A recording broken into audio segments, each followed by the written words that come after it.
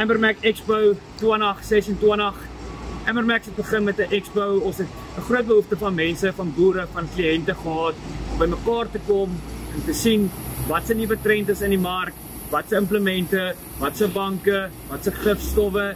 en almal het die vraag gehad en ons het gedink ons gaan die perfekte plek by mekaar sit om almal by mekaar te kry en op een plek 2 dae 5de en 6de Februarie 2026 vir jou al die inligting te gee wat jy nodig het om van 'n plaas te koop waar daar geen grond is, net grond, geen bewerking, geen niks nie, finansiering tot en met waar jy finale produk aan ons by Ambermax of enige ander aanleg van jou keuse te kan aflaai.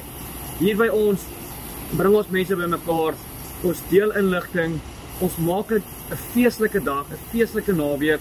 en julle as boere, as kliënte, as mense, as verskaffers dien terug na ons in die community om mense te help. 150 uitstallers van banke soos ek gesê het, tot en met implemente, push, diaskers, droërstelsels,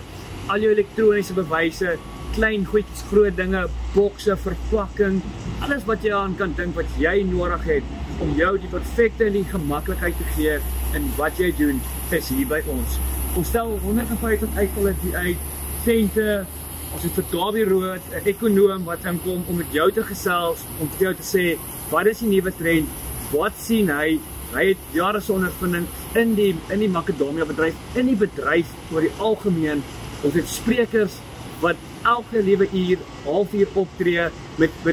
deel met inligting, net om vir jou te kry tot waar jy gemaklik is met wat jy doen.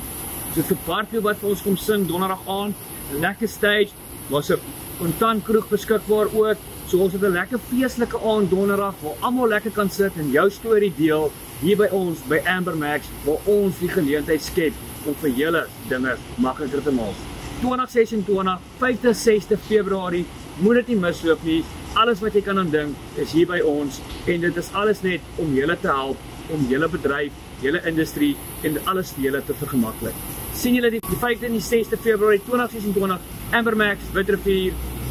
sien uit, moenie misloop nie.